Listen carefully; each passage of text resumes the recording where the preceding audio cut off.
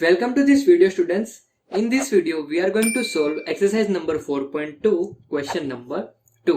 तो यहाँ पे आपको क्वेश्चन दिया है solve the equation from example 1 कि example 1 के अंदर जो इक्वेशंस बन रहे वो आपको यहाँ पे इस क्वेश्चन के अंदर सोल्व करके दिखाना है. ठीक है, एग्जाम्पल 1 में ना आपको इस तरीके का क्वेश्चन दिया था कि कुछ सिचुएशन दी है और उसके ऊपर से आपको क्वाड्रेटिक इक्वेशन फॉर्म करना है. ठीक है, तो वहां पे आपको जो क्वेश्चन दिया था वहां पे आपको क्वाड्रेटिक इक्वेशन सॉल्व नहीं करना था, सिर्फ आपको क्वाड्रेटिक इक्वेशन फॉर्म करना था. जिस तरीके से हमने एक्सरसाइज 4.2 के क्वेश्चन नंबर 1 में किया था कि सिर्फ जो भी सिचुएशन दी थी उसके ऊपर से हमने क्वाड्रेटिक इक्वेशन फॉर्म्स किए थे, वैसा ही क्वेश्चन एग्जाम्पल 1 के अंदर दिया था. ठीक है, तो यहाँ पे मैं क्वेश्चन क्या दिया है कि एग्जाम्पल 1 के अंदर जो भी क्वाड्रेटिक इक्वेशन बन रहे हैं, ठीक है, तो उस क्वेश्चन के अंदर दो क्वाड्रेटिक इक्वेशन बन रहा है. फर्स्ट वाला मैंने यहाँ पे लिखा है x² - 45x plus 324 is equal to 0 और सेकेंड वाला इक्वेशन बन रहा है x² - 55x plus 750 is equal to 0. तो ये जो दो इक्वेशंस बन रहे हैं उसको हमें यहाँ पे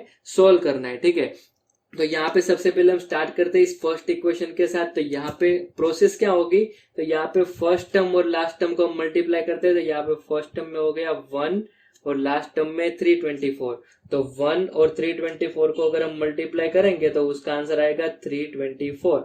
अब प्रोसेस क्या होगी कि 324 के ऐसे फैक्टर्स निकालने हैं कि प्लस करके 45 आना चाहिए. ठीक है, अब देखो यहाँ पे 324 ना बहुत बड़ा नंबर है. ठीक है, तो 324 के अगर हम फैक्टर्स निकालते हैं तो उसके बहुत सारे फैक्टर्स निकल सकते हैं. तो उसके पॉसिबल नहीं कि हम सारे फैक्टर्स को ऑब्जर्व करें और ऐसे फैक्टर्स डिसाइड करें कि जिसका एडिशन करके 45 आंसर आता हो. ठीक है, तो इस टाइप के क्वेश्चन, किस टाइप के क्वेश्चन, ठीक है, यहाँ पे 100% कॉन्सेंट्रेशन यहाँ पे होना चाहिए तो भी ये समझ में आएगा. ठीक है, किस टाइप के क्वेश्चन, जिस टाइप के क्वेश्चन में ये जो नंबर है फर्स्ट टर्म और लास्ट टर्म का जो मल्टीप्लीकेशन है उसमें बहुत बड़ा नंबर बन रहा है, तब हमें किस तरीके से सोल्व करना है. तो यहाँ पे इसके फैक्टर्स निकालते जाना है. ठीक है, फैक्टर एडजस्टमेंट हम इसको बोलेंगे कि फैक्टर्स को आपको एडजस्ट करना होगा. तो यहाँ पे अगर 324 के मैं फैक्टर्स निकालू तो आपको पता होगा 324 18 का स्क्वायर है, तो इसका फैक्टर्स क्या बन जाएगा 18 और 18. इस तरीके से दो फैक्टर्स निकाल सकते हैं. ठीक है, लेकिन ये दो फैक्टर्स आप देखो तो उसका एडिशन 45 नहीं होगा. 18 प्लस 18 क्या होता है 36. तो ए फैक्टर्स हमारे नहीं चलेंगे. तो इसके आगे हम फैक्टर्स निकालेंगे. 18 को मैं इस तरीके से लिख सकता हूँ 6 3 ठीक है, इस 18 को भी मैं ऐसे लिख सकता हूँ 6 3 तो इसके हमने आगे और फैक्टर्स बनाए. ओके, अब नेक्स्ट क्या करना है, यहाँ पे हमें फैक्टर एडजस्टमेंट करना है. यहाँ पे जो हमारा 324 है उसके हमने यहाँ पे चार फैक्टर्स लिख दिए 6 3 6 3. अगर 6 3 6 3 आप मल्टीप्लाई करते हो तो उसका आंसर 324 आ जाएगा. ठीक है, लेकिन अभी हमें यहाँ पे चार फैक्टर्स नहीं चाहिए, हमें कितने फैक्टर चाहिए, सिर्फ 2 फैक्टर्स ही चाहिए जिसका एडिशन 45 होना चाहिए. तो हम यहाँ पे ना फैक्टर एडजस्टमेंट करेंगे. फैक्टर एडजस्टमेंट कैसे करेंगे कि यहाँ पे हम कोई भी दो नंबर्स को साथ में रखेंगे. ठीक है, जैसे मैंने ये वाला 6 और इस वाले 6 को साथ में रख दिया तो 6 6 क्या बन जाएगा 36 बन जाएगा. और इस 3 को और 3 को साथ में रख दिया तो 3 3 क्या बन जाएगा 9 बन जाएगा. ओके, तो इस तरीके से दो फैक्टर्स मुझे मिल गया 36 और 9. अब देखो इन दो फैक्टर्स को मैं ऐड करूं तो 45 आंसर आ रहा है. तो यस 36 प्लस 9 करूं तो उसका आंसर क्या आएगा 45. तो यहाँ पे हमारे दो फैक्टर्स मिल गए 36 और 9. ठीक है, ये जो टेक्निक है उसको फैक्टर एडजस्टमेंट बोलते हैं. ठीक है, थोड़ा सा डिफिकल्ट है लेकिन थोड़ी सी प्रैक्टिस करोगे 2-3 बार इसको देखोगे अच्छे से तो समझ में आ जाएगा किस तरीके से फैक्टर एडजस्टमेंट करना है. जो भी ये टर्म है उसको इस तरीके से ब्रेक कर देंगे. 18 में ब्रेक कर दिया सबसे पहले, फिर 18 प्लस 18 तो यहाँ पे एडिशन करके 45 नहीं आ रहा था तो फिर उसको भी हमने ब्रेक किया. फिर नेक्स्ट हमने फैक्टर्स एक दूसरे के साथ एक्सचेंज करके देखा कि क्या बन रहे हैं और फिर उसका एडिशन 45 आ रहा है कि नहीं. इस तरीके से चेक करते जाना है.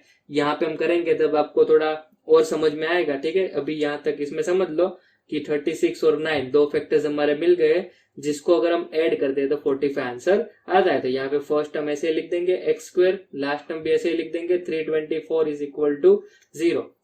फैक्टर्स कौन से मिले 36 और 9, तो यहाँ पे लिख देंगे 36x और 9x. साइन डिसाइड कर लेंगे माइनस, तो यहाँ माइनस और माइनस प्लस, तो यहाँ पे भी क्या आएगा माइनस. अब दो टर्म्स की ग्रुप बनाएंगे तो यहाँ पे दो टर्म्स और लास्ट वाले दो टर्म्स इस तरीके से ग्रुप बन जाएगा. फर्स्ट वाला जो ग्रुप है उसमें से क्या कॉमन निकलेगा तो x ही कॉमन निकलेगा. तो यहाँ पे बचेगा x माइनस 36 और यहाँ x माइनस 36 बचा तो यहाँ पे भी क्या लिख देना है x minus 36 is equal to 0. अब यहाँ पे x और ऊपर x वाला टर्म कौन सा है -9x. तो यहाँ इसको किससे मल्टीप्लाई करेंगे, इस x को किससे मल्टीप्लाई करेंगे तो -9x बन जाएगा, तो ऑब्वियसली -9 से मल्टीप्लाई करना होगा। ठीक है, नेक्स्ट ये जब बन जाएगा फिर इसके बाद ये जो ब्रैकेट है उसको हम बाहर निकाल लेंगे, कॉमन निकाल लेंगे, तो x - 36 एंड बचेगा x - 9 इज इक्वल टू 0। तो यहाँ पे आंसर क्या आएगा, x - 36 is equal to 0 and x - 9x is equal to 0। तो आंसर आ जाएगा x इज इक्वल टू 36 और x इज इक्वल टू 9। तो इस तरीके से हमारा आंसर यहाँ पे मिल जाएगा। ओके, अब नेक्स्ट हम देखते हैं second question, x² - 55x + 750 is equal to 0। अब यहाँ पे भी क्या होगा, फर्स्ट टर्म है 1, लास्ट टर्म में आपको क्या दिया है 750, तो 1 × 750 कितना हो जाएगा 750 होगा। ठीक है, अब 750 के हमें ऐसे फैक्टर्स निकालने की जिसको प्लस करके आंसर आना चाहिए 55। अब 750 यहाँ पे बहुत बड़ा नंबर है, ठीक है, तो उसके बहुत सारे फैक्टर्स होंगे। ठीक है, नंबर जैसे बड़ा होता जाएगा वैसे ही उसके फैक्टर्स वो बढ़ते जाएंगे, तो 750 के बहुत सारे फैक्टर्स होंगे।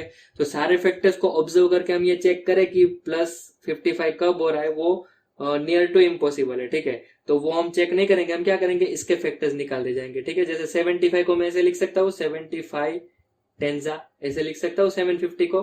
ठीक है, नेक्स्ट अब देखो 750 के दो फैक्टर्स कौन से हो गए 75 और 10, इन दोनों को ऐड करो तो 55 आएगा, नहीं आएगा, तो ये दो फैक्टर्स नहीं चलेंगे। तो हम क्या करेंगे, इसके आगे और दो फैक्टर्स निकालेंगे। तो 75 को मैं लिख सकता हूँ 25 3 और 10 को मैं ऐसा लिख सकता हूँ 5 2। ठीक है, तो अब जो 750 है उसके 4 फैक्टर्स बन गए, कौन कौन से 25 3 5 एंड 2।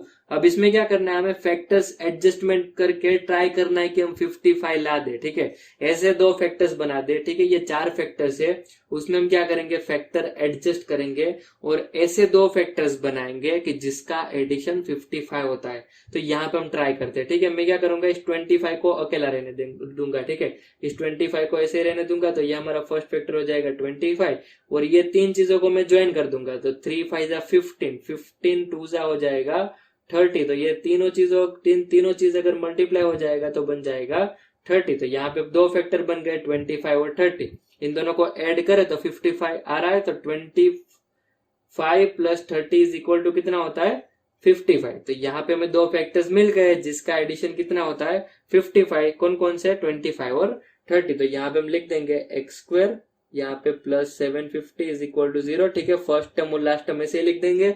और यहाँ पे बड़ा फैक्टर कौन सा है 30, तो उसको हम पहले लिखेंगे 30x और पीछे छोटा फैक्टर लिखेंगे 25x। साइन डिसाइड करें तो माइनस, यहाँ पे माइनस प्लस माइनस, पहले दो टर्म्स का ग्रुप बनाएंगे, लास्ट दो टर्म्स का ग्रुप बनाएंगे। फर्स्ट जो ग्रुप है उसमें से कॉमन क्या निकलेगा x, तो यहाँ पे होगा x - 30 और यहाँ पे कॉमन क्या निकलेगा, तो यहाँ पे कॉमन निकालने की जरूरत नहीं है, जो भी यहाँ फैक्टर बना है वो हम यहाँ लिख देंगे पीछे x - 30। ठीक है, x में से -25x बनाना है, किससे मल्टीप्लाई करना होगा -25 से मल्टीप्लाई करना होगा इज इक्वल टू 0। तो x - 30 यहाँ पे कॉमन निकल जाएगा, तो बचेगा x - 25 इज इक्वल टू 0। तो यहाँ पे हो जाएगा x - 30 is equal to 0, x - 25 is equal to 0। तो यहाँ बन जाएगा x इज इक्वल टू 30 और x इज इक्वल टू 25। तो इस तरीके से हमारा आंसर मिल जाएगा 30 और 25। ठीक है, ये चीज देखना, एक दो बार रिपीट करके देखना ये वाली चीज किस तरीके से करना है। ठीक है, फैक्टर्स बनाते जाना है, 3 4 जैसे फैक्टर्स बनते हैं। ठीक है, ऐसे बहुत सारे फैक्टर्स बन जाते हैं, फिर उसमें से हम इस तरीके से फैक्टर एडजस्ट करेंगे कि सिर्फ 2 ही फैक्टर बने और यहाँ पे जो भी हमें रिक्वायरमेंट है उस तरीके से 2 फैक्टर्स बन जाए। ठीक है, काफी इजी है।